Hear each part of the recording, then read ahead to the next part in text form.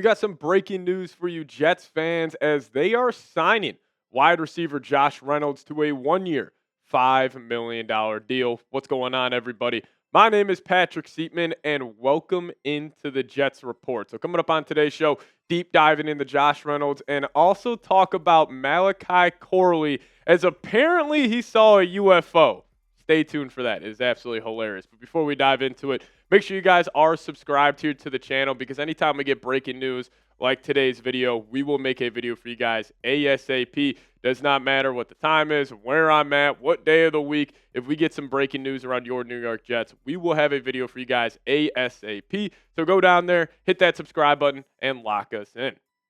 All right, let's dive into Josh Reynolds. Now, the biggest storyline that he was involved in over the last 12 months here was actually back on October 18th, and it's a tragic story. He was shot in the head at 2:45 in the morning when he was leaving a club in Colorado. It was extremely devastating, and just something that he had to battle through. But, there is a connection with Josh Reynolds and this new Jets regime here, and this new Jets brass. Is he actually spent time last year, obviously being with the Denver Broncos with GM Darren Mugie, and then also in 2021 to 2023, he was with the Lions. Aaron Glenn, Tanner Eggstrand were both on the staff there. So he has familiarity not only with the coaching staff, but also the front office. And Josh Reynolds is a veteran, being in the league since 2017, where he was a fourth-round pick by the Los Angeles Rams. Now, in terms of production here for Josh Reynolds, he's always been a really solid and consistent player. Now, each of the last 4 seasons, him going, just over 375 yards, some years eclipsing 600-plus yards, has always been a decent big play threat with the football in his hands. He's got great escapability, and he's able to been finding the end zone a couple of times over the last 4 years. And I think Josh Reynolds is just an ideal, rotational wide receiver, where it's if you have an injury to your wide receiver 2, he can step in and play that. But if he has to embrace a wide receiver 3, a wide receiver 4 role, he can really excel and be one of the top dogs at that respective position in the National Football League. So where does this leave the Jets wide receiver room right now? Well, you got the top dog, Garrett Wilson, true top 10 receiver in the National Football League. He's going to get majority of the target share in this room. But then you also were able to, draft Malachi Corley last season, that gadget guy, kind of the do-it-all. You can line him up in the backfield slot, outside, get him the ball in a number of different ways. And then you also picked up Tyler Johnson. I'm a massive, massive fan of Tyler Johnson. Very similar to Josh Reynolds, can be a good wide receiver 3, wide receiver 4. I got to assume also Allen Lazard's going to get cut here eventually. But Josh Reynolds, this is just a great depth pickup for the Jets wide receiver room. And, I think if obviously an injury were to happen to Garrett Wilson, the whole room would crumble. But let's just say an injury happens to a guy like Corley, Tyler Johnson, Josh Reynolds can step up and make some plays. But I really do believe this means the Jets are going to roll with a kind of a wide receiver room by committee besides Garrett Wilson. And what do I mean by that? Because obviously Garrett Wilson, he'll be top dog. He'll get majority of the targets. He'll get majority of the production from this room. But I think it's going to be like an any given week type of situation. Let's just say the Jets coaching staff, they say, oh, Tyler Johnson, he and what he does is a better matchup versus this team this week. He's going to get majority of the wide receiver 2 reps. But what if it's a Josh Reynolds week where they say, hey, that second corner on this team, Josh Reynolds, that's a mismatch for him. We'll play him this week. And the same thing with Malachi Corley. If he has an advantageous matchup any given week, they'll just run him in. So, even though I would love the Jets to go get that true wide receiver 2 next to Garrett Wilson, I kind of love where they're at with the depth on this in this room. You have 4 guys.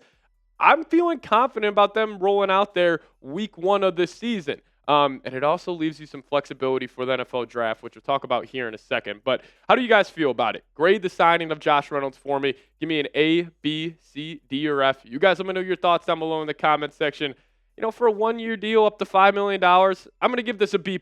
Good football player, not a needle mover, but it does add some much-needed depth to a, very, very top-heavy Jets wide receiver room. But what I was saying about the flexibility here with the draft is, it still allows the Jets to not have to reach for a wide receiver. And I kind of thought the Tyler Johnson signing indicated that, where maybe if they really wanted another wide receiver, reaching on a guy like Ted McMillan. But I think this leaves the Jets kind of wide open to their top 2 draft targets, and that being Tyler Warren. This guy's my number 1. He would help the run game, help the pass game immediately, and just give another weapon next to Garrett Wilson. Because if you had, like, let's just say it's a 3rd and 8 situation. You had Garrett Wilson, Tyler Warren, Corley, Tyler Johnson, and Josh Reynolds there as your kind of 5 wide look. It's a pretty deadly unit. You got speed, you got the guy over the middle of the field and Warren, and then you also just got that elusive X in Garrett Wilson. But also if the Jets, if they want to go Armin Membu here, like, I'm cool with that as well. Now, obviously, I think this would mean the Jets would have to target tight end or at some point in the draft, whether it's round 2, round 3, or 4. But if you were able to go Membu, sure up that offensive line, you got 2 good tackles, got the good interior. I'm starting to really buy into this Jets offense next season, but it's just going to come down to, obviously, Justin Fields. But kind of my take on the draft here. I think the Jets' first 2 picks should be tight end and offensive tackle. Doesn't matter which rounds. Like, if you go offensive tackle in round 1, try to attack Elijah Aroro in round 2. Let's just say you go Tyler Warren round 1. Maybe it's a guy like Josh Simmons in round 2. Like, just a combination. Doesn't matter which rounds it is. But I want to go tight end, offensive tackle, because those moves, who life's going to be a whole lot easier if you do that?